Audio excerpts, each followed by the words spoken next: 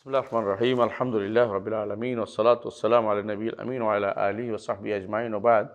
আলহামদুলিল্লাহ, আমরা শারহুস সুন্নাহ ইমাম আল মুজানি রাহিমাহুল্লাহ এই কিতাবটির শেষ অংশে আছি, যেখানে তিনি মানহাজের আলোচনা করছেন।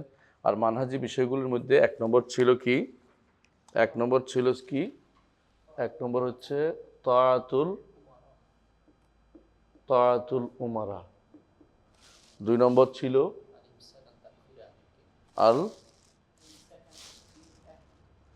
তাআতুল উমারা, আর হলো তারকুল খুরুজ,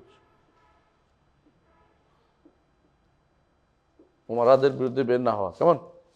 3 নম্বর ছিল আল ইমসাক আন তাকফির আহলুল কিবলা। খুবই গুরুত্বপূর্ণ জিনিস, মানে মৌলিকভাবে যেগুলো মানহাজের ভিতরে ঢুকে। 4 নম্বর হচ্ছে আল বারাআতু মিনাদ দুল্লাল, আল বারাআতু আন আহল বিদআহ, বেদাত থেকে মুক্তি, তাই তো? বেদাত থেকে আল তাআমুল মা আহল বিদআহ, হাজিল মুক্তার যেটা বলে। 5 নম্বর হলো সাহাবা আল কাউলু ফিস সাহাবা। আরও আছে, কিন্তু আমরা 5টা জিনিসটা পাচ্ছি এখন পর্যন্ত। তিনি আলোচনা করেছেন আল কাউলু ফিস সাহাবা। তিনি বলছেন যে প্রথমে খোলাফায়ে রাশেদা, এর মধ্যে কি হবে? খোলাফায়ে রাশেদা। তো 1 নম্বর হচ্ছে খোলাফায়ে রাশেদার উপরে শতাগত ঈমান আনায়। এর মধ্যে আলিফ হলো আল খোলাফাউল আরবা। খোলাফাউল আরবা মানে 4 খলিফার ব্যাপারটি যথাযথভাবে স্বীকার করা। কোনো এদিক সেদিক করলে সে আর আলোচনা তো মানহাজে নাই। 4, এই জন্য এর মধ্যে বেরিয়ে গেছে কারা? শিয়ারা, শিয়ারা এবং খারেজিরা। অনুরূপভাবে মুতাজিলারাও, যারা সাহাবায়ে কেরামকে মানা, এটা আসতেছে সামনে। তাহলে হইল কত? আলিফ বা as-সাহাবা আল আশারা, 10 জন সাহাবীর মর্যাদা। কেমন? জিম as-সাহাবা আল উমুম, মানে ব্যাপকভাবে সাহাবায়ে কেরাম নিয়ে আলোচনা করবেন। তো আমরা দেখতে পাচ্ছি তিনি আলোচনা করেছেন ওয়াকালু বিফদলি খলিফাতি রাসূলিল্লাহ। পড়ো। বিসমিল্লাহির রাহমানির রাহিম। ওয়াকালু বিফদলি খলিফাতি রাসূলিল্লাহি আবি বকর আস-সিদ্দিক ফাহুয়া আফদালুল খালকি ওয়া আখিয়ারুহুম বা'দা নবী সাল্লাল্লাহু আলাইহি ওয়াসাল্লাম ওয়া নুকান্নি বা'দাহু বিল ফারুক ওয়া হুয়া উমর ইবনে খাত্তাব রাদিয়াল্লাহু আনহু ফাহুমা ওয়াজিরা রাসূলিল্লাহি সাল্লাল্লাহু আলাইহি ওয়াসাল্লাম ওয়া দাজিআহু ফি কবরি ওয়া নুসাল্লিসু বিদিন নুরাইন উসমান ইবনে আফফান রাদিয়াল্লাহু আনহু থুম্মা বিদিল ফদল ওয়াত্তুকা আলী ইবনে আবি তালিব রাদিয়াল্লাহু আনহুম আজমাইন। আসেন একটু আগে আসি। তাহলে এই মানহাজি আকিদার মধ্যে মানহাজি বিষয়টা হলে এর মধ্যে হলো সাহাবায়ে কেরামের ফজিলত নিয়ে আলোচনা করা। সাহাবায়ে কেরামের ফজিলতের মধ্যে প্রথমে আসবে খলিফাদের। প্রথম হচ্ছে আবু বকর রাদিয়াল্লাহু আনহু, যিনি রাসূলুল্লাহ সাল্লাল্লাহু আলাইহি ওয়াসাল্লাম পরে সবচেয়ে শ্রেষ্ঠ, সবচেয়ে উত্তম ব্যক্তি। এবং তারপর দ্বিতীয়জন কাকে? ফারুক কেন বলা? কার লকব? ওমর ইবনে খাত্তাব রাদিয়াল্লাহু আনহু। তো আমরা দেখছি আবু বকর লকব হচ্ছে সিদ্দিক, কারণ তিনি সদ্দাকা রাসূল সাল্লাল্লাহু আলাইহি ওয়াসাল্লাম ফি কুল্লিল মাওয়াকিফ দুনা তারাদ্দুদ, সমস্ত মাওয়াকিফে রাসূলুল্লাহ সাল্লাল্লাহু আলাইহি ওয়াসাল্লামকে তিনি সত্যায়ন করেছেন, কোনো রকমের দ্বিধা তার মধ্যে ছিল না। ফারুক, যার মাধ্যমে আল্লাহ হক এবং বাতিলের মধ্যে পার্থক্য করে দিয়েছেন, এজন্য তিনি ফারুক। তার ইসলাম গ্রহণের মাধ্যমে সাহাবায়ে কেরাম শক্তিশালী হয়েছেন এবং তারা বলেছেন সেদিন থেকে আমরা নিজেদেরকে শক্তিশালী মনে করতাম, কারণ তিনি হক এবং বাতিলের মধ্যে পার্থক্য করে প্রমাণ করে দিয়েছেন যে তার ঈমানটা হক এবং বাতিলের মধ্যে পার্থক্যকারী। তার ফাহুমা ওয়াজিরা রাসূলুল্লাহ সাল্লাল্লাহু আলাইহি ওয়াসাল্লাম, দুজনই কি রাসূলুল্লাহ সাল্লাল্লাহু আলাইহি ওয়াসাল্লামের মন্ত্রী। ওয়াজির মানে কি? মন্ত্রী, মন্ত্রণাদাতা, মানে বিশেষ যারা লোক। ওয়াদাজিআহু, এবং একসাথে শুয়ে আছেন ফি কবরি, তার কবরে একসাথে শোয়া। নুসাল্লিসু বিযিন নূরাইন, তৃতীয় জন হিসেবে নিব আমরা যিন নূরাইন, দুই নূরের অধিকারীকে। 2 নূর কেন বলা হয়?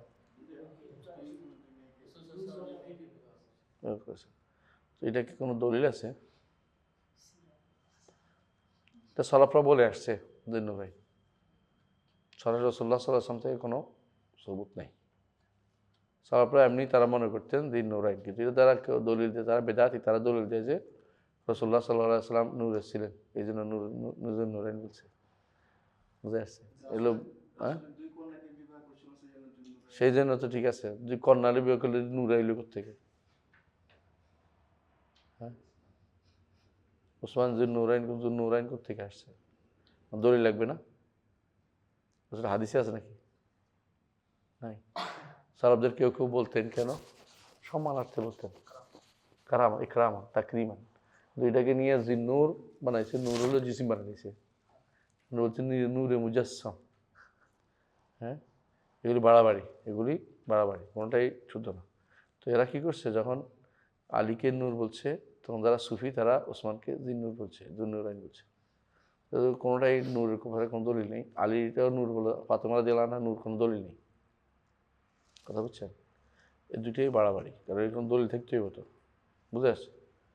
এটা কোনোভাবেই নূর যে নূরাইন বলার আসলে হ্যাঁ সালাফদের মধ্যে কেউ কেউ বলছেন এই জন্যই, কিন্তু এটা সরাসরি কোনো হাদিসও না। হ্যাঁ, এটা কোনো হাদিস না, এটা তো সত্য। এটা কারণ নূরাইন কেন? এখানে এখানে সমস্যা হচ্ছে কি জান, যে শিয়ারা ফাতেমা ছাড়া ওনার আর কোনো মানে আর যে বোনরা আছে, রোকাইয়া, উম্মে কুলসুম এবং জায়নাব, এই তিনজনকে তারা রসুলের এই খাদিজা রাদিয়াল্লাহু আনহার মানে রসুলের বংশ নিজের কন্যা মনে করে না, নাউজুবিল্লাহ।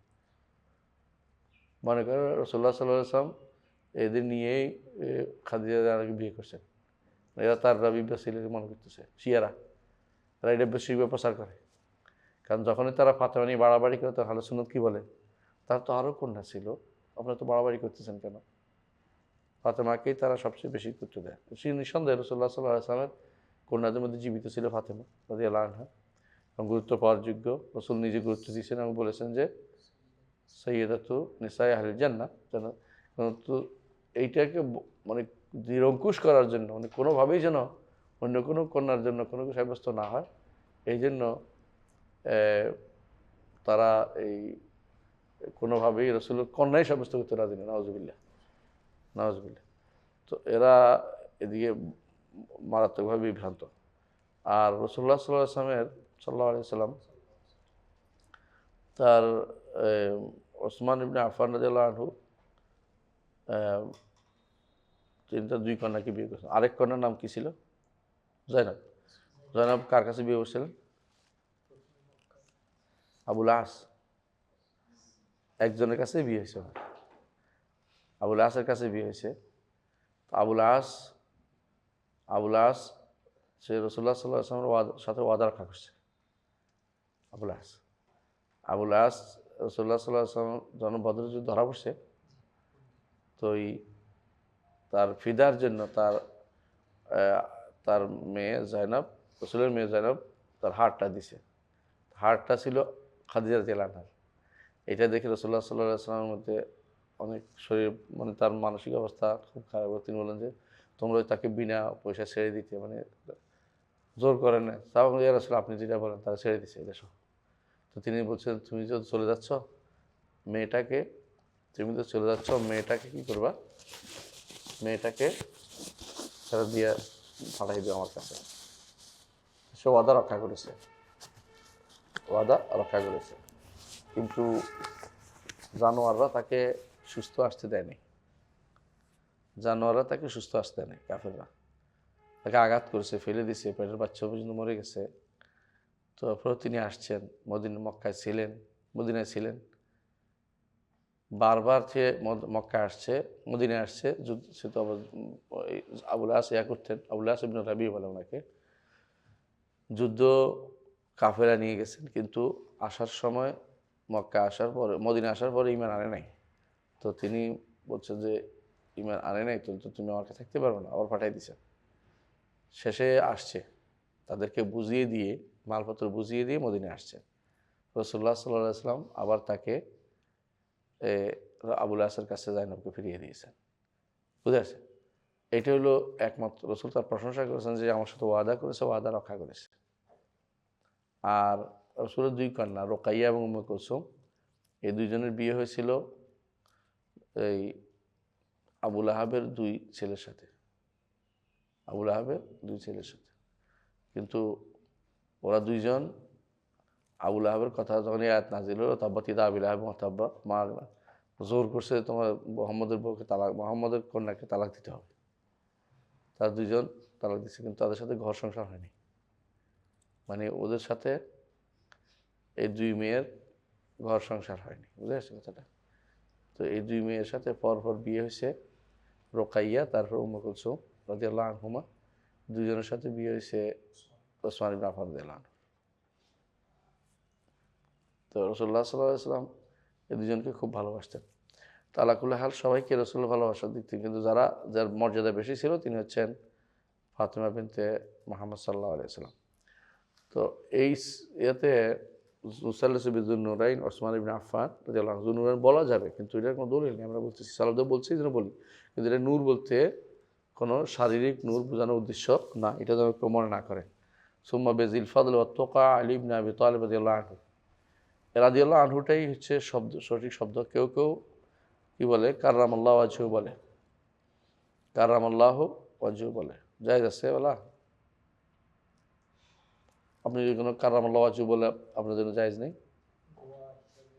অবশ্যই দোয়া হিসেবে জায়েজ। সমস্যা কোথায়? সমস্যা যদি কোনো এটা স্পেশালি খাস করে, শিয়ারা এটা স্পেশালি খাস করে, যেন তারা কোনোদিনই শুধু রাদিয়াল্লাহু বলবে, কাররামাল্লাহু ওয়াজহু বলবেই।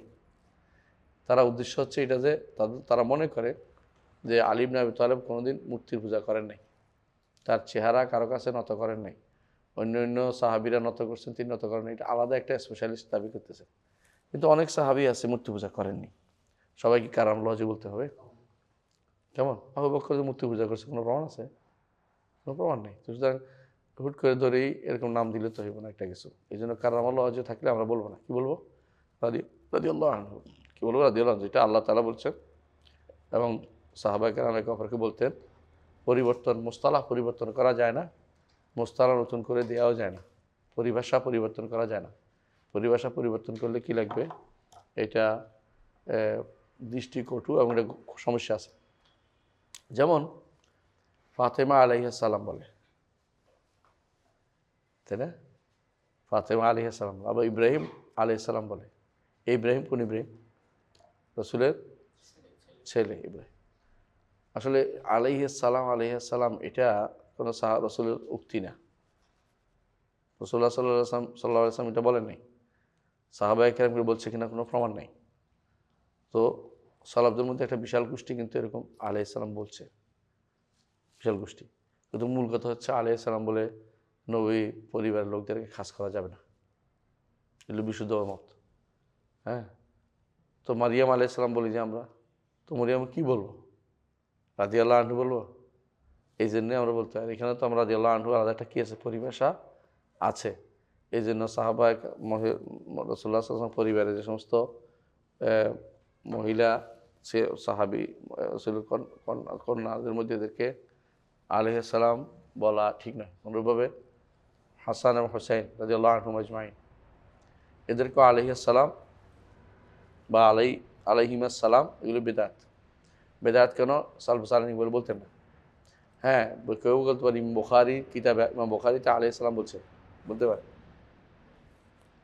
প্রথম প্রশ্ন হচ্ছে আলাইহিস সালাম যেহেতু দোয়ার জিনিস, দোয়ার জায়গাটা সাধারণত এখানে মানুষের কি হয়, একজন থেকে একজন আলাদা করে।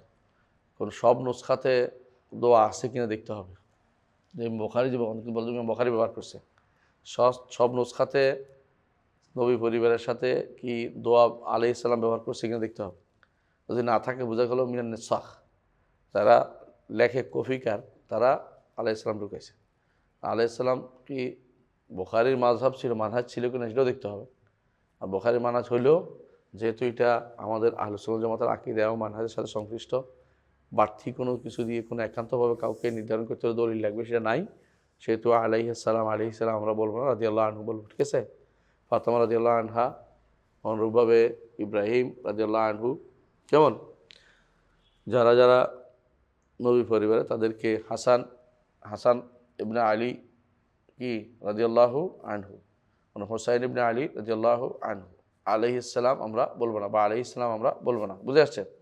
এদের আমরা এই আয়াতে চলি যে সবচেয়ে উত্তম হচ্ছেন আবু বকর, তারপরে ওমর, তারপরে ওসমান, তারপরে আলী, এই সিস্টেমটা মেনে নেওয়াটা হচ্ছে আহলুস সুন্নাহ জামাতের আকীদা ও মানহাজ। জি, তাহলে মাওলা আলী বড়া বেদাত, সবাই আমরা মাওলা, সবাই মাওলা, বুঝছেন তো? যেটা তারা কি জন্য বলে, বলতো মান কুনতু আলিয়ুন, মান কুনতু মাওলাহু ফা আলিয়ুন মাওলাহু, মান কুনতু মাওলাহু ফা আলিয়ুন মাওলাহু, যে আমার বন্ধু, হ্যাঁ, আলীও তার বন্ধু।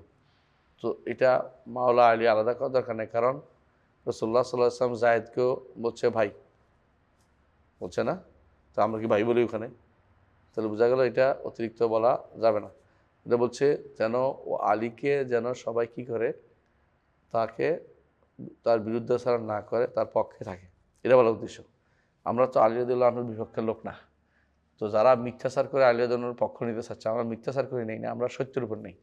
যেটা সত্য, তার যেটা তার প্রাপ্তি, সেটা তার জন্য সাব্যস্ত করি, যেটা তার প্রাপ্তি নয় এটা তার জন্য সাব্যস্ত করি না। এটার কারণে আমরা আলী রাদিয়াল্লাহু আনহু মাওলা হওয়ার বিরোধী না, কিন্তু এটা উচ্চারণ করা বারবার এটা বিদআত হবে। কেন বিদআত হবে? এই সিস্টেমে সালফ সালিন চলে নাই, মাওলা আলী কেউ কোনোদিন বলেন নাই, আমাদের সালাফরা কেউ বলে না। সুতরাং এখন কেউ মাওলা আলী বললে বিদআত হবে। কেন মাওলা আমাদের জন্য কে? সাহাবা কেরাম সবাই কি মাওলা? সবাই আমাদের জন্য মুরব্বী, সবাই আমাদের জন্য অভিভাবক।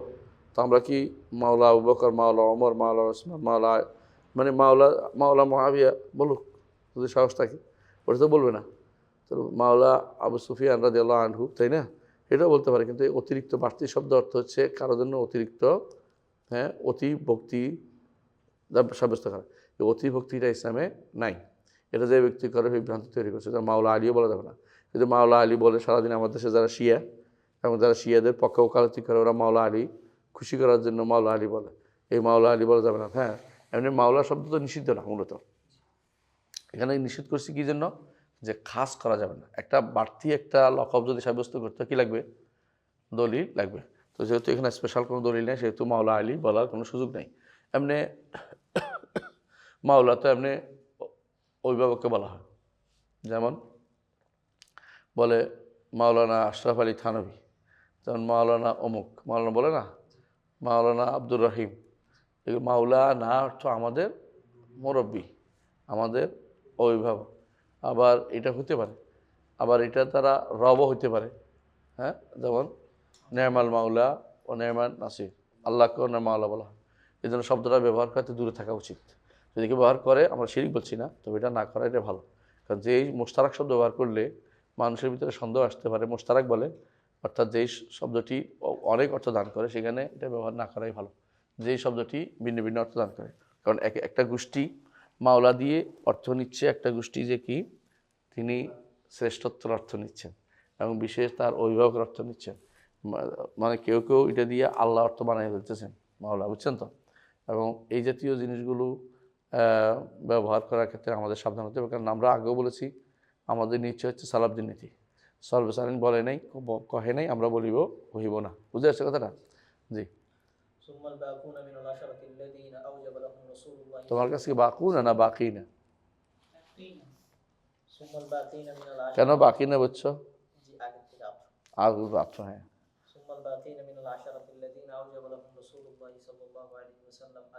জান্নাত। তারপর আমরা কি করি? তারপর আমরা আশারা মুবাশশারার উপর আমরা কি করি? সুম্মা আল বাকিনা, আয়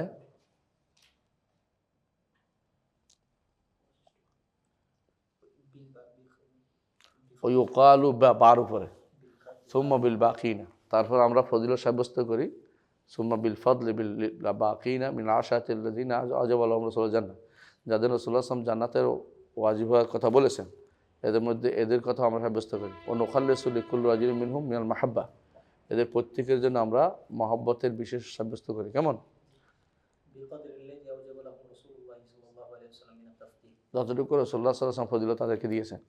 বুঝে আসছে? প্রত্যেকের জন্য একরকম না, আবার সবাইকে কারোকে একেবারেই কম না, বলুন রাসূলুল্লাহ সাল্লাল্লাহু আলাইহি ওয়াসাল্লাম যতটুকু আমরা সাব্যস্ত করব। কারো ফজিলত যা বলছে এতে কমাই দিব না। রাসূলুল্লাহ সাল্লাল্লাহু আলাইহি ওয়াসাল্লাম মুআবিয়া রাদিয়াল্লাহু আনহু ফজিলত কিছু বলছে? হ্যাঁ বলছে। আলী রাদিয়াল্লাহু আনহু খবর বলছে? বলছে। এই প্রত্যেকে যতটুকু আসছে ততটুকু আমরা সাব্যস্ত করি। তারপরে তারপর মিন বাদিহিম, তাদের পর সাহাবায়ে কেরাম আরও যারা আছেন তাদের পর অর্থ হলো এই 10 আর 60, তাই না? 60 এবং 10 আরও যারা আছে এদের পরের জন্য এরা আবার কয় ভাগে বিভক্ত? অনেক ভাগ। এর মধ্যে এক ভাগ কি? প্রথম হইল কারা? বাদ আসহাবে বাদর, তাই না? সাবেকুন আউয়ালুন সবাই। তারপর হইলো আসহাবে বাদর, তারপর হইলো বায়াতুর রিদওয়ান, আসহাবে বায়াতুর রিদওয়ান, আহসান, আসহাবে বায়াতুর রিদওয়ান। তারপর হইলো যারা মিন কাবলিল ফাতহ, যারা মক্কা বিজয়ের আগে ইসলাম করেছে, মক্কা বিজয়ের পরে। তারপরে হলো সেগারুস সাহাবা, যারা বয়সে কম ছিল। এরা হচ্ছে এইভাবে ভাগ করে নিতে হবে, এইভাবে ভাগ করে বলতে হবে, বুঝে আসছে? মানে সাহাবা কেরামের মর্যাদা যার যতটুকু অতটুকু আমরা সাব্যস্ত করি, কারণ স্পেশাল মর্যাদার কথা বলা সেটাও সাব্যস্ত করি, আলহামদুলিল্লাহ। হ্যাঁ, এবং তাদেরকে তাদের ফজিলত নিয়ে উল্লেখ করা হবে, তাদেরকে ফজিলত সংক্ষেপে তাদের সবার জন্য একটা জিনিস থাকবে, এটা কি? এটা আসতেছে রাদিয়াল্লাহু আনহু। ওয়ায়ুযকারুনা বিমাহাসিনি আফআলিহিম, তাদের উত্তম উত্তম কাজগুলির উল্লেখ করা হবে। এটা শিখতে হবে আকীদার। এই জায়গাটা অনেকে হেরে যায়, এই জায়গাটা অনেকে হেরে যায়। তারা কি করে, হাদিসের কোথাও উল্লেখ আছে, হয়তো কোনো সাহাবীকে শাস্তি দেওয়া হয়েছে কোনো কারণে, এটা নিয়ে হাসাহাসি করে। এটা কি একেবারে নিষিদ্ধ, কারণ তারা যদি কোনো শাস্তিও পায় তারা জান্নাতি, আর আপনি শাস্তি নাও পাইলেও জাহান্নামে যেতে পারেন, আপনার ব্যাপারে কোনো সিউরিটি নেই, তাদের জন্য সিউরিটি দেওয়া হয়েছে। সুতরাং তাদের কোনো উত্তম কর্ম ছাড়া কোনো কিছু উল্লেখ করা যাবে না। যে সমস্ত মাসাউই আছেন, তাদের কোনো কিছু আপনার কাছে খারাপ লাগতেছে, মনে করবেন যে এত খারাপের পরও তারা সমস্ত উম্মতের চেয়ে শ্রেষ্ঠ সাহাবায়ে কেরাম। জি, হ্যাঁ, এই জিনিসটা খুবই দরকার। ওয়ালিমসাকু ওয়া নুমসিকু আনিল খাওদি ফিমা শাজারা বাইনাহুম, তাদের মধ্যে যা ঘটে গেছে এ ব্যাপারে কী করা? চুপ থাকা, এ ব্যাপারে কথা না বলা। তাদের মধ্যে কী করছে বলেন? কেতার, কেতার এবং একে অপরের বিরুদ্ধে কথা বলা, এটাও করছে। এই দুইটাকে আমরা মুখে আনবো না, বুঝা যাচ্ছে কথাটা? এই জন্য এটা শিখতে হবে যে অনেকে বলে যে মুসলিমে আসছে, অমুকে বলছে এটা, অমুক বলছে এটা, বলবো যে না, আমাদের ব্যাপারে কথা বলছে এটা চুপ থাকতে। তো তাদের ব্যাপারে প্রথমে হচ্ছে তারা কী কী কেতাল করেছে, যেমন কি জামাল, যেমন কি সিফফিন, কেমন? এই দুইটা যুদ্ধের কোনো বিষয়ে আলোচনা নিষিদ্ধ, বুঝে আসছে? দুইটার কোনো বিষয়ে আলোচনা নিষিদ্ধ। তেমনি এককভাবে হোসাইন ইবনে আলী দিলাম এবং এককভাবে আব্দুল্লাহ ইবনে জুবাইর আমরা দিলাম, এদের ওনাদের যেহেতু সাহাবী, এই জন্য কথা বলা যাবে না। কী করতে হবে? ইমসাক করতে হবে, যে তাদের নিশ্চয়ই কোনো কি আছে। ইবনে তাইমিয়া যেটা বলছে মনে আছে, দুইটা কথা বলছে। মানে প্রথমে কি বলছে? সাহাবায়ে কেরামের প্রথমে এইগুলি অনেকটা শুদ্ধ না, যে সমস্ত বর্ণনা আসছে অনেক বর্ণনা কি নয়, শুদ্ধ না। দ্বিতীয়ত যেগুলো শুদ্ধ, এগুলি কি আছে, তাদের কাছে গ্রহণযোগ্য ওজোর আছে, গ্রহণযোগ্য ওজোর ছিল। আর তাদের যে সমস্ত বলে যে গ্রহণযোগ্য আমরা খুঁজেই পাচ্ছি না, সেগুলো কয় ব্যক্ত, কোনোটা তাদের হয়তো গুনাহ হয়েছে কিন্তু ইজতিহাদের কারণে সে গুনাহ মাফ, তাদের সওয়াব অন্তর্ভুক্ত হয়েছে, অথবা তাদের গুনার এমন এমন কাজ হয়েছে যেটা তাদের বিহার, যে তাদের নেকির যে সমুদ্র, সেখানে তারা কোনো কিছু আর অবশিষ্ট নাই। এলো দাকা জাকা মাউন ও জালিকা মাউন লা তুকাদ্দির হুদ্দিলা, এটা এত বেশি পানি যে বালতি পরিমাণ ময়লা করলেও কিছু হয় না। এটা হচ্ছে সাহাবায়ে কেরামের জীবন, কেমন?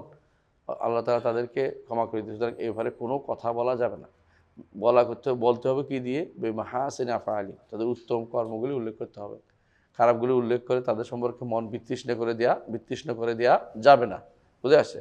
যাবতীয় উত্তম কাজে নিয়ে তাদের সাথে কথা বলতে। ইমসাক আম্মা শাজারা বাইনাহুম, এটা আহলুস সুন্নাত ওয়াল জামাতের আকীদা। এটা বিরোধিতা কারা করছে? শিয়ারা, খারেজিরা এবং তাদের দ্বারা প্রভাবিত কিছু ইসলামী দলের নেতারা।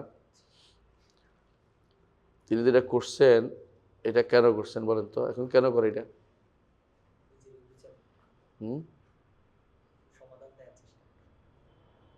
হ্যাঁ, কেউ সমাধান দেওয়ার চেষ্টা করে, কেউ মুস্তাশরিক প্রাচ্যবিদদের কথার জবাব দেওয়ার চেষ্টা করে, হয়তো তাদের ন্যাক নিয়ত থাকতে পারে। আবার কেউ কেউ কিন্তু এটা উদ্দেশ্য না, মূল উদ্দেশ্য হচ্ছে এটা যে তার কর্মকাণ্ড খেলাফত কেন্দ্রিক, তার কর্মকাণ্ড দেখতে পাচ্ছে তাদের কর্মকাণ্ডের সাথে মিলে না। তারা কোনোদিনই খেলাফত কেন্দ্রিক বাড়াবাড়ি করে নাই, ক্ষমতা যাওয়ার বাড়ার করে নাই। তারা বেশিরভাগ সময় শাসককে মেনে নিয়েছে, তার কর্মকাণ্ড দেখাতে শাসককে মেনে নেওয়ার বিপক্ষে চলে যায়। এবং তা সে কথায় কথায় কী করবো, তাগুতের দোষর বলবো এদেরকে, কথায় কথায় এদেরকে বলবো যে হ্যাঁ কি টাকা নিতে আরাম আর কাফের বলতে বলা হারাম, মানে এগুলি খোঁচাখুচি করে সারাদিন, বুঝেন না? তো এদের সমস্যা হচ্ছে এটাই, তারা দেখতে পায় তাদের উগ্রপন্থাটা সাহাবায়ের মধ্যে নাই, কেউ করে নাই। তাদের উগ্রপন্থা কাদের মধ্যে পাওয়া যায়? খারিজের মধ্যে পাওয়া যায়, বাগীদের মধ্যে পাওয়া যায়। এরা তখন দেখছে সাহাবায়ে কেরামের নিলে তাদের এই একটা কাজও চলে না, তখন তারা সাহাবায়ে কেরামের মানহাজ থেকে দূরে থাকতে চায়। আমরা কোরআন কম বুঝি না, আমরা হাদিস কম বুঝি না, আমাদের কাছে কোরআন হাদিস পৌঁছে দিচ্ছে, আমরা একটু বেশি বুঝি, এরা দাবি করে। হ্যাঁ, হাদিসও দিব, দলিলও দিব যে যার কাছে পৌঁছে সে তো বেশি জান, রসুল তো বলছে। এই জাতীয় কথা বলে মূলত তাদের মূল উদ্দেশ্য হচ্ছে তাদের নিজস্ব ব্যাখ্যা দাঁড় করানো, যাতে করে তাদের অনেক কাজের কীভাবে না কোনো প্রমাণ তারা দিতে পারে না কর্মকাণ্ডের, বা তাদের প্রতিবাদী যে সিস্টেম, প্রতিবাদের সিস্টেমের সাথে কোনো কিছু এদের কর্মকাণ্ড কোনো মিল নেই। সাহাবায়ে প্রতিবাদ ছিল কি একান্ত প্রয়োজনে, এবং যাকে আক্রমণ করা হবে না তিনিই করেছেন, এবং যতটুকু দরকার অতটুকু করেছেন, বাড়তি কথা বলেন নাই। আর আমাদের এর মধ্যে কোনোটাই কি নয়, কোনোটাই সীমিত না, আমরা সীমার বাইরে কর্মকাণ্ড করে যাচ্ছি। হ্যাঁ, তারপরে তারা, তাহলে আমরা কি পাইলাম? ইউকালু বিফদলিহিম, তাই না? কত পাইছি এটা? সাহাবা, তাই না? এদের মধ্যে আমরা দাল পর্যন্ত লিখছি, তাই না? তারপরে আরেকটা কি? দাল ইউকালু, অর্থাৎ তাদের ফজিলত সম্পর্কে আলোচনা করা হবে, তাই না? হ্যাঁ, কি না, এটা হ্যাঁ, ইউজ কারুনা বিমাহাসিনা আফআলিহিম, তাদের উত্তম কর্মগুলি বর্ণনা করা হবে। মাসাউই বর্ণনা করা জায়েজ নেই। মাহাসিনে যারা জাহেল তারা শুধু এটা করে। হ্যাঁ, আরটুল আলম সাকু আন খাউদ ফিমাসা এমসাক, মানে তারা যেটা ঢুকেছে এটার মধ্যে আপনি আলোচনা করার দরকার নেই, কেমন? তারপরে হইলো এটা দরকার নেই, হয়েছে আমাদের এখানে হয়ে গেছে। কারণ তারা হচ্ছে খেয়ার কারণ বর্ণনা করা হচ্ছে, কারণ তারা জমিনের বুকে শ্রেষ্ঠ মানুষ, তারা বায়দা নবী, নবীর পরে এর তদাহমুল্লাহ নবী, এর তদাহমুল্লাহ বুঝছেননি, নবীর জন্য তারা কি করছে? মনোনীত হয়েছে নবীর তার সাথী হওয়ার জন্য, নবীর সাথী হওয়ার জন্য। এটা আমরা একটা হাদিসে পাই, যেটা আব্দুল্লাহ ইবনে মাসউদ বলেছেন, উলাইকা আসহাবু রাসূলিল্লাহ সাল্লাল্লাহু আলাইহি ওয়াসাল্লাম, আবার হাযিল উম্মতে কুলুবান, ও আ'মাকুহুম ইলমান, বারাকাল্লাহু ফিক। হ্যাঁ, ও আ'মাকুহুম ইলমান ইখতারাহুমুল্লাহু লিসুহবাতি নবিয়্যি, ইখতারাহুমুল্লাহু লিসুহবাতি নবিয়্যি, এই জিনিসটার জন্য। বুঝে আসছে? তো বোঝা গেল আব্দুল্লাহ ইবনে মাসউদ যেটা বলেছেন সেটাই, যে আমাদেরকে কি করতে হবে?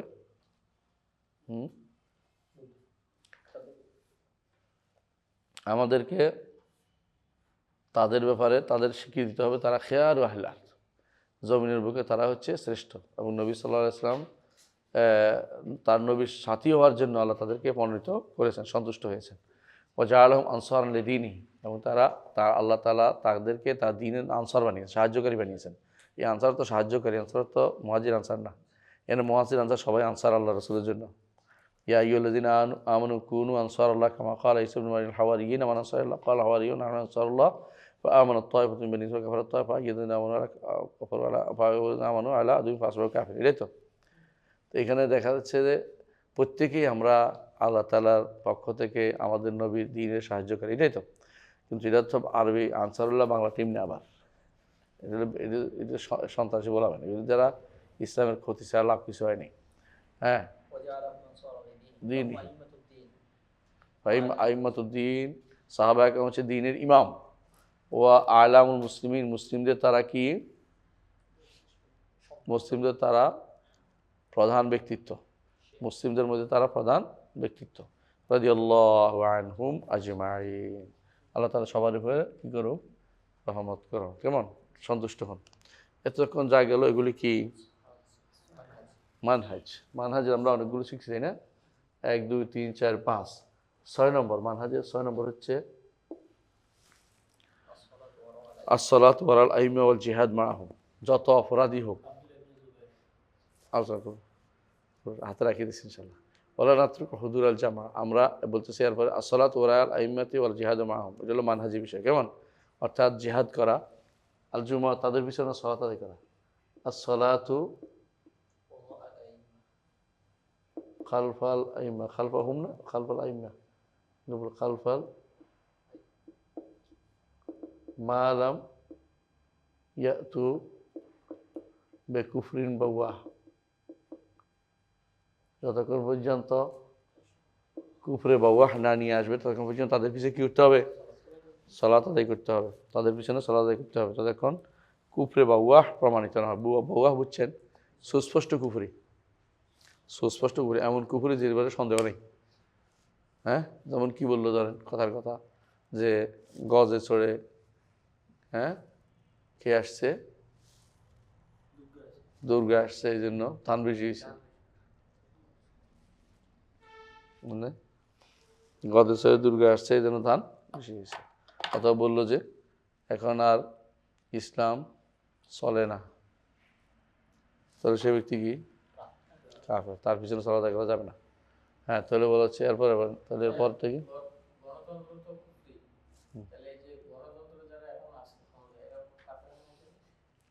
গণতন্ত্র কুফরি কিন্তু অনেকের কাছে এটা জ্ঞান নেই, এটা প্রকাশ্য জিনিসটা খুব অনেকের কাছে প্রকাশ্য না।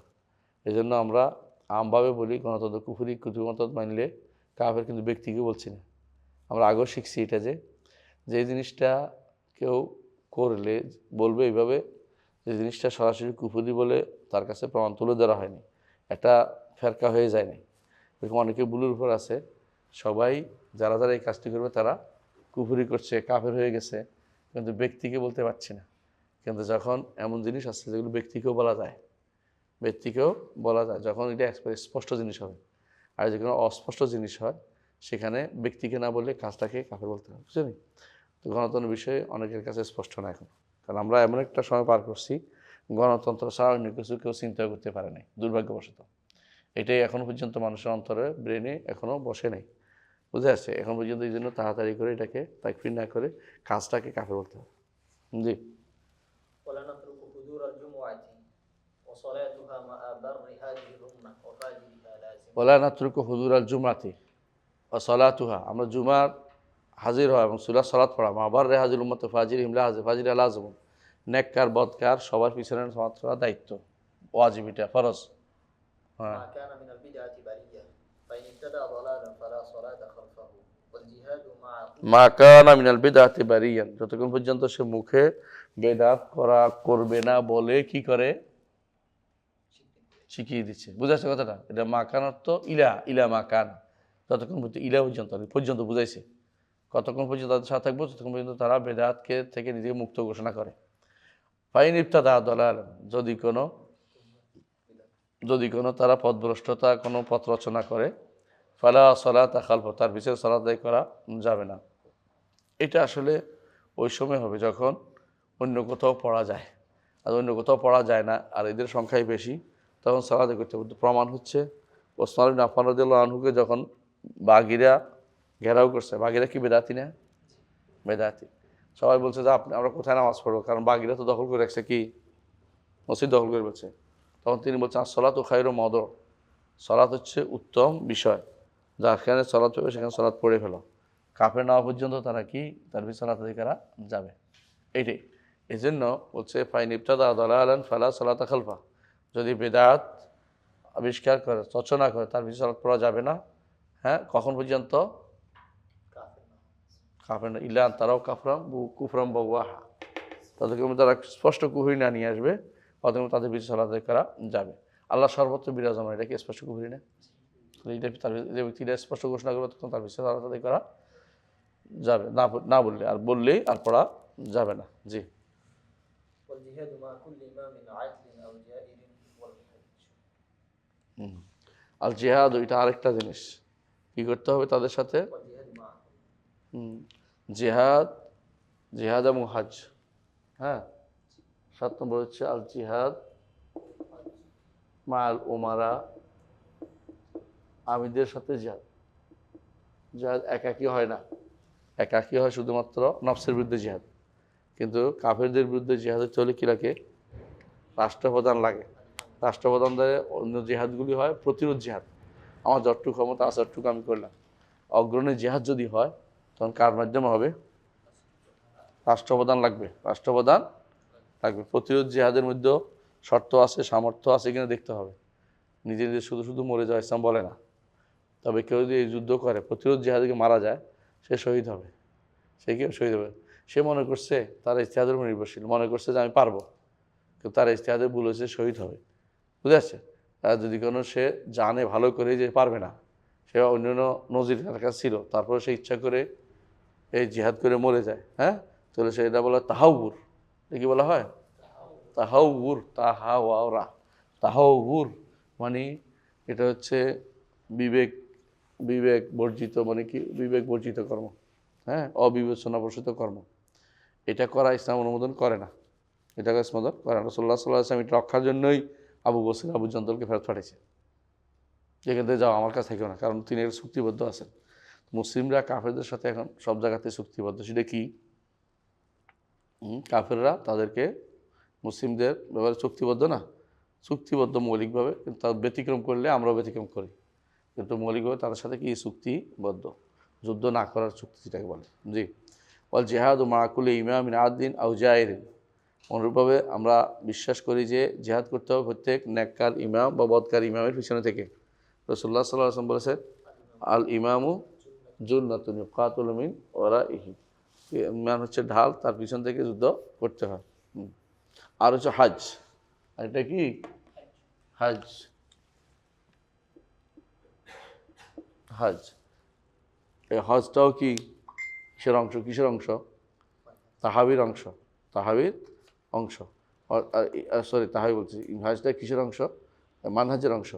ইমাম তাহাবিও হজের কথা উল্লেখ করেছেন, জিহাদের কথা উল্লেখ করেছেন, এবং যুগ যুগ ধরে আলেমরা এই জিহাদ এবং হজকে কি সাথে উল্লেখ করেছে? আমিরদের সাথে সংযুক্ত করেছেন। এই জন্য জেহাদ, হজ, অনুরূপভাবে আরও একটা জিনিস আছে, হেলাল দেখা, এটা আমিরদের সাথে সম্পৃক্ত। একাকী হেলাল দেখে একাকী রোজা রাখা, এটা শরীয়তে অনুমোদিত না। যারা এটা করে থাকে তারাও কি বিভ্রান্ত এবং পথভ্রষ্ট। এই জন্য আমিরদের কর্মকাণ্ডের যে সমস্ত আছে সেগুলো যথাযথ মেনে নিতে হবে। বুঝে আসছে? জি। কত নম্বর গেছে? হাজ, তাই না? আচ্ছা, এবার হলো 9। 9 নম্বর কি দেখেন? হ্যাঁ, পরে হ্যাঁ,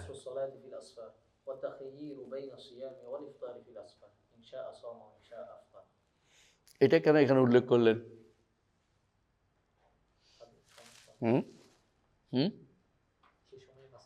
সে সময় সমস্যা ছিল কারণ, এই জন্য। এখন এই সমস্যাটা খুব একটা ব্যাপক নাই। এখন সবাই কি করে, সফরের মধ্যে কসর করাটা সবাই মেনে নিয়েছে। তখন হয়তো কোনো বেদাতি হয়তো উঠছিল যে সফরের মধ্যে কসর করাটাকে অস্বীকার করতেছিল, এই জন্য এটাকে আহলে সুন্নাত জামাতের মানহাজ হিসেবে তিনি উল্লেখ করেছেন। আসলেই সফরের মধ্যে কসরটা একটা হচ্ছে করার কথাটা দ্বিমত নাই, বুঝতে পারছি, এটা হলে ঠিক আছে আহলে সুন্নাত মানহাজ। কিন্তু যদি কোনো করাটা কি রুখসত না আজিমত, এইটা তো মতভেদ হয়, তো এটার কারণে আহলে সুন্নাত জামাতের বাইরে যাবে না। বুঝছেন কি না? রুখসত আজিমত বুঝছেন? এটা কি একেবারেই করতেই হবে, নাকি না করলেও উত্তম হচ্ছে করা, না করলেও চলবে, এরকম কি না? এরকম যদি কোনো কেউ মনে করে যে উত্তম হলো করা, না করলেও কি হবে, হ্যাঁ, সালাত হবে, কোনো সমস্যা নেই, এটা যদি কেউ মনে করে, তাহলে সে আহলে সুন্নাত মানহাজের বাইরে যাবে না। কারণ এখানে হচ্ছে কসরটাকে যারা অস্বীকার করে তাদেরকে, আমরা তো কসর অস্বীকার করে নেই, কিন্তু বলতেছে কসর হচ্ছে হয়তো কেউ এক নামকে উত্তম মনে করে, এরকম করতেই পারে, এরকম করতে পারে। সালাদের মধ্যে কেউ কেউ বা অনেকেই আবু হানিফা রহমতুল্লাহ ছাড়া, এবং বা আবু হানিফা এবং ইমাম এবং ইবনে তাইমিয়া ছাড়া বেশিরভাগ আলেমেই সফরটাকে কি বলেছেন? রুখসা বলেছেন, আজিমত বলেন নাই। রুখসা আজিমত বুঝেন কিনা আপনারা? কি আজিমত? করতেই হবে, ছাড় নেই, তাই তো? এটাই। এই জন্য যেহেতু বিষয়টা শক্তিশালী মত কিন্তু আবু হানিফার, যেটা আজিমত, আবারও বলছি, এই মাসালাতে শক্তিশালী মত কার? আবু হানিফা রাহমাহুল্লাহ। এবং এই জন্য এটাকে অনেকেই পরবর্তী হাম্বলিরাও গ্রহণ করছে, অনেকেই ইবনে তাইমিয়া, সবাই এটাকে বেশি গ্রহণ করছে। কারণ হাদিস আছে যে যে হাদিস কসরের সালাতে হাদিস আয়াতটা এটা কি লাইসা আলাইকুম জুনাহুন তাকসুরু মিনাস সালাতি ইন খিফতুম আন ইয়াফতিনাকুম আল্লাযিনা কাফারু। তো বোঝা গেছে ইন খিফতুম আন ইয়াকুনা কাফারু, লাইসা আলাইকুম জুনাহুন বলছে, এই জন্য এটা দিয়ে দলিল দিচ্ছে তারা এটা কি নয়, আজিমত নয়, এটা এটা আজিমত নয়, এটা রুখসা। অন্যরা বলছে, আবু হানিফা রাহমাতুল্লাহ বলছেন যে এইটা যদি এই জায়গায় লাইসা আলাইকুম জুনাহুন যদি বলা হয়, তো যদি রুখসা বলা হয় তাহলে একটা বিশাল সমস্যা আছে। কোথায়? হজের মধ্যে সাফা মারওয়ার মধ্যে। তো এরকম আল্লাহ তাআলা বলছেন ফালা জুনাহা আলাইহিম আন ইয়াতাওয়াফা বিহিমা বিহিমা, সেখানে যদি ছেড়ে দেওয়া হয়, কেউ তো এটাকে বলে না। তো জুনাহা আলাইহিম অর্থ যে তুমি শুধু শুধু সব জায়গায় রুখসা বুঝবা তা নয়, কখনো আজিমতের জন্য এটা ব্যবহৃত হয়। সুতরাং এটাকে আজিমতের জন্য ব্যবহার করাটা হচ্ছে ওয়াইজ, যাতে করে মানহাজ একরকম থাকে এটা। কিন্তু কখনো বিপদে পড়লে মাঝে মধ্যে কী করতে হয়, রুখসা হিসেবে নিয়ে 4 রাকাত পড়তে হয়, অনেকগুলো কারণে। এটাও আছে, এটা হানাফি মাযহাব না মানলেও এটা কিন্তু বাস্তব। তো মৌলিকভাবে আমরা স্বীকার করতেছি যে কসরুস সালাত কি, কসরুস সালাত ফিল আসফার মিনাল মানহাজ মিন উমুরিল মানহাজিয়া। হ্যাঁ, ওয়াল ইখতিয়ার বাইনা সিয়াম ওয়াল ইফতার, রোজা ভাঙ্গা এবং ছাড়া। এ ব্যাপারে বেশিরভাগ মানুষের মধ্যে বাড়াবাড়ি আছে। কেউ মনে করে ভাঙ্গাই যাবে না, কেউ মনে ছাড়াই যাবে না। বুঝে আসছে? আসলে হচ্ছে কি এটা, হ্যাঁ, সাইয়ন মুখাইয়ার, সে মুখাইয়ার, সে অপশান আছে দুইটার মধ্যে, যেটা তার জন্য উপযোগী হয় সেটা নিবে। কারণ সবার জন্য রোজা রাখা কি নয়, সুন্দর হয় না, কারোর জন্য রোজা না রাখলে তার ভালো লাগে না। সুতরাং এই জন্য সফরের মধ্যে যদি কোনো কেউ রোজা রাখে, তখন তার যার কাছে কষ্টকর হয় সে কী করবে, ভেঙে ফেলবে। আর যার কাছে কষ্টকর না হয় সে কী করবে, এটা এখতিয়ার বলে। এটা হচ্ছে নিয়ম। এটা কেউ কেউ বিরোধিতা করে, থাকতে পারে ওই সময় কেউ বিরোধিতা করছিল বলে তিনি সেটাকে মানহাজে উল্লেখ করেছেন। জি, আলহামদুলিল্লাহ। আমরা এতক্ষণ ধরে যা বলছি এগুলি সবগুলি কি মানহাজ। উনি আমাদের কাছে 10টা দিচ্ছেন, তাই না? 1 নম্বর হচ্ছে কসরুস সালাত, আরেকটা হচ্ছে ইখতিয়ার বাইনা as-সাওম ওয়াল ফিতর ফি সফর, কসরুস সালাত ফি সফর। তাহলে আমরা 10টা জিনিস দেখছি যে মানহাজ জিনিস আলোচনা করছেন তিনি। এর বাইরে আরও মানহাজ জিনিস আছে যে ইমাম তাহাবী আলোচনা করছেন, সেগুলি আমরা অন্য সময় পড়বো ইনশাল্লাহ। কারণ মানহাজ আমরা দেখতে পাচ্ছি সব শেষে তিনি বলতেছেন যে এতক্ষণ ধরে যা আমরা বলেছি এগুলি কি, এই যে আকীদা ও মানহাজের কথা বলছেন। হ্যাঁ, দেখেন, হাদিহি মাকালাতুন আফআলুন ইসতামা আলাইহাল মাদুন আল আউয়ালুন মিন আইম্মাতিল হুদা, এই কিছু কথা, কিছু কর্ম যার উপরে আমাদের আগে যারা চলে গেছে হেদায়েতের ইমামরা একমত হয়েছেন। এই ইস্তামা মানে এটা মুজতামা আলাই, এখানে কথা বলার সুযোগ নাই। যেই ব্যক্তি এখানে কথা বলবে সেই পথভ্রষ্ট। যতই বলে কেন কেন কেন বলা না, এটা আমাদের সালাফরা এবার রেখে গেছেন। নইলে আপনি কি পথভ্রষ্ট হতে বেশি দেরি হবে না, বেশি দেরি হবে। বিশেষ করে যদি কেউ সাহাবাদের কাছেই পড়ে তখনই শেষ হয়ে যাবে। হ্যাঁ, এই জন্য একটা হাদিসও আছে যে যখন সাহাবদের কথা আসো তখন তোমরা চুপ মেরে যাও, যখন তাকদিরের কথা আসে তখন তোমরা কী করো, চুপ মেরে যাও। এবং আর সাল্লাল্লাহু আলাইহি বক্তব্য আছে যে সাহাবায়ে কেরামের যে রক্ত আমরা শোষণ করিনি, সুতরাং আমরা তার রক্ত আমরা প্রবাহিত করিনি, সুতরাং তাদেরকে সমালোচনার কাজটা আমরা না করি, আমার জিহ্বাটাও নষ্ট না করি। বুঝে আসছে? তাদের রক্ত আমরা প্রবাহিত করিনি, তাদের জিহ্বা সুতরাং জিহ্বাতেও আমরা তাদের রক্ত নিয়ে টানাটানি করি, এটাকে ময়লাযুক্ত না করি, ময়লার ভিতরে না ফেলি। বুঝে আসছে? এটা সর্বসারের নীতি। এইভাবে দেখা গেছে এটার উপরে কি সর্বসারের একমত হয়ে গেছে। হ্যাঁ, হ্যাঁ, সাহাবায়ে কেরাম যেটার উপর এটার উপরে কী করছেন, তাবেঈনরা এটাকে ধারণ করেছেন। তখন যা বলেছি আকীদা ও মানহাজটা। হ্যাঁ,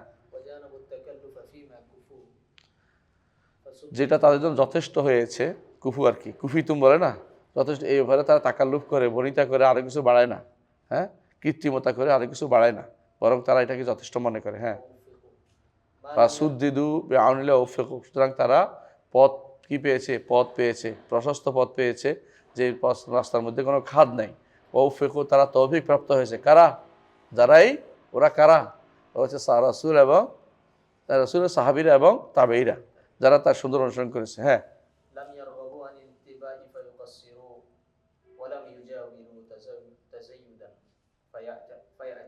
তারা যে আল্লাহর সাহায্যপ্রাপ্ত হয়ে পথ প্রদর্শিত হয়েছে, তৌফিক পেয়েছে, প্রমাণ হচ্ছে যে তারা এত্তেবা থেকে মুখ ফিরিয়ে নেয় নাই। এত্তেবা মুখ ফিরিয়ে কী হতো? তাকসির করতো, ত্রুটি করতো। আর তারা বাড়াইতে বাড়াইতে সীমা লঙ্ঘনও করে নাই, বরং তারা মধ্যপন্থা অবলম্বন করছে। হ্যাঁ, فنحن بالله واثقون وعليه متوكلون। আমরা আল্লাহর উপরে ভরসা করে কথা বলছি, তার উপরে আল্লাহর উপরে শেখা আমাদের, হ্যাঁ, আস্থা হওয়ার এই জন্য ভরসা দুটি আল্লাহর জন্য খাস। وإليه في اتباع آثارهم راغبون। ইত্তিবায়ে আসারিম রাগিবুন, এবং তাদের আসার অনুসরণ করতে আমরা আল্লাহর দিকে প্রত্যাবর্তন করি। তাদের অনুসরণ আমরা সুন্দর করে অনুসরণ করতে পারি। আল্লাহ আমাদের সাহায্য করলে করতে পারি, না করতে পারবো না। এটুকু মধ্যে পড়ি, আদান জবটা দিই, বাকিটা পড়ে ফেলবো ইনশাআল্লাহ। হ্যাঁ, আল্লাহ আলহামদুলিল্লাহ, আমরা বুঝতে পারলাম যে উনি শারহুস সুন্নাহ শেষ করেছেন বলে, কিন্তু এরপরে তিনি শারহুস সুন্নাহ মনে বলে আকিদার উপর স্থির থাকার জন্য বেশ কিছু জিনিস বলেছেন। বাহ্যিক আমল কখনো কখনো আপনার মূল আকিদাকে সুস্থ রাখতে সাহায্য করে। বাহ্যিক আমল, এই জন্য বাহ্যিক আমলটা জরুরত বেশি হওয়ার কারণে বাহ্যিক কিছু আমলের কথা তিনি উল্লেখ করবেন, যেগুলির কারণে আপনার মূল আকিদাটাকে পরিশুদ্ধ রাখা সহজ হবে। এই জন্য তিনি এরপর বলতেছেন ফাহাদা, شرح السنة تحريت كشفها وأوضحتها। এ হচ্ছে সুন্নাহর ব্যাখ্যা, যা আমি প্রকাশ করতে অনেক চেষ্টা করেছি, প্রকাশ করে দিয়েছি। কেমন? প্রমাণ ومن وفقه الله للقيام بما بما أبنته مع معانته له بالقيام على أداء فرائضه بالاحتياط من আসুক, النجاسة। সামনে আসুক, যে ব্যক্তি যাকে আল্লাহ তাআলা তৌফিক দিয়েছেন, যেটা আমি উল্লেখ করেছি, এটা আবান্তু আওদাহতু, যা বর্ণনা করেছে, যেটা আমি বলেছি এতক্ষণ, এটা যে ব্যক্তি তৌফিক প্রাপ্ত হয়েছে, আর সে কি করে? হ্যাঁ, ফরজ আদায় করে। কিভাবে করে? ফরজ আদায়গুলি রাখবে। জান্নাতে যেতে হলে এগুলি লাগবে। কেমন? কী কী লাগবে? ফরজ আদায় করে। 1 নম্বর কী কী জিনিস লাগবে বলছে? বিল এহতিয়াত ফিন নাজাসাত। হ্যাঁ, এহতিয়াত ফিন নাজাসাত। 2 নম্বর إسباغ الطهارة ইসবাগুল তাহারাত, ইসবাগ ফিল উযু, বুঝছেন তো? এবং গোসল। 3 নম্বর أداء الصلاة আদায় সালাত, গুরুত্বপূর্ণ, তাই না? আদায় সালাহ, হ্যাঁ, 3 নম্বর আদায় সালাহ। যে ব্যক্তি এগুলি করবে, ওয়া ইতাই যাকাত, তাই তো? আলাহিল জিদ্দাত, জিদ্দাত মানে ধনী যারা, জিদাত, হ্যাঁ, আলা ইল হজাত, হ্যাঁ, ওয়াল হাজ্জ আন্দা আলা আহলিল জিদা, বুঝতে পারছে? জিদা বলেছি আমার, হ্যাঁ, আহলিল জিদাত, হ্যাঁ, ওয়াল ইস্তিতাআত, কয়টা? অনেকগুলো। আলি আহলিস সিহাত, وصيام الشهر সিহাত মানে সুস্থ। আচ্ছা, ও খামসে সালাওয়াত ইনসান্নাহা রাসূলুল্লাহ সাল্লাল্লাহু আলাইহি ওয়াসাল্লাম সালাতুল উতির কুল্লু লাইলা। দেখছেন তো? সালাতুল বিতির ছেড়ে দেওয়া কোনো আলোচনা জামাতের মানহাজ না। ওয়া রাকাতাল ফজর, ফজরের 2 রাকাত। ওয়া রাকাতাল ফিতর ওয়ান নাহার, অর্থাৎ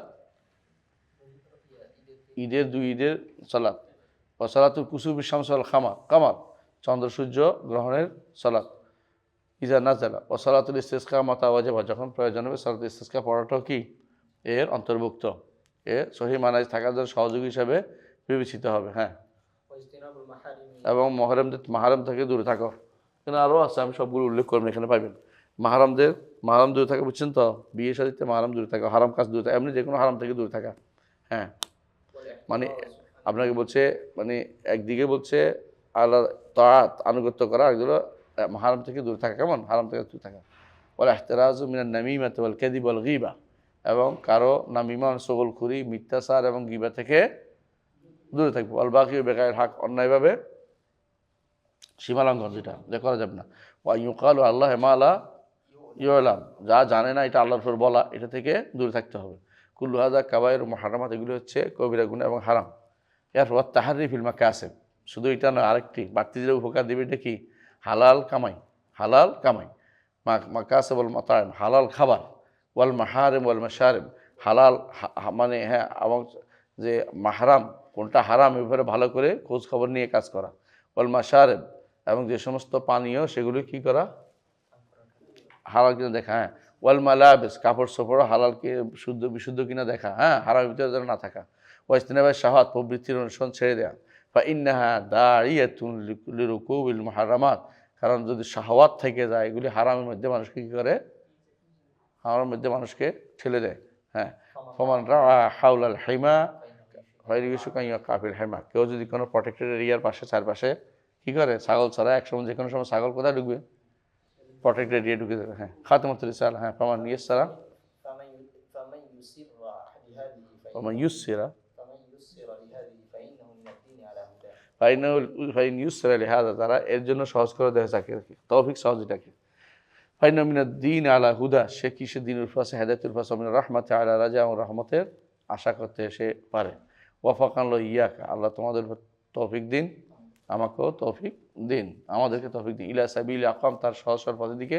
বিমানিহিল জাজিল আল আকদাম, তার প্রাচীন পরিপূর্ণ দান, জাজিল যদি তো পরিপূর্ণ দানের দ্বারা। ও জালালিল আলিল আকরাম, এবং তার সর্বোচ্চ সম্মান মর্যাদার মাধ্যমে তিনি তিনি তার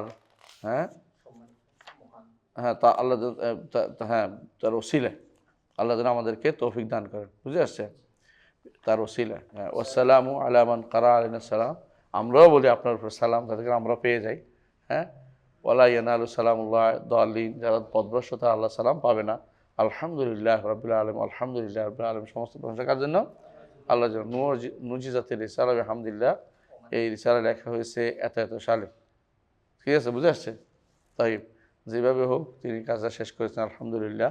আমরা আমাদের পড়াও শেষ করেছি, এরপরে আমরা অন্য কোনো বই পড়বো। শারহুস সুন্নাহ আলহামদুলিল্লাহ শেষ, আজকে থেকে নতুন কোনো বই পড়বো ইনশাআল্লাহ। সুবহানাকাল্লাহি ওয়া বিহামদিকা, আশহাদু আল্লা ইলাহা ইল্লা আনতা, আস্তাগফিরুকা ওয়া আতুবু ইলাইক। আসসালামু আলাইকুম ওয়া রাহমাতুল্লাহি ওয়া বারাকাতুহু।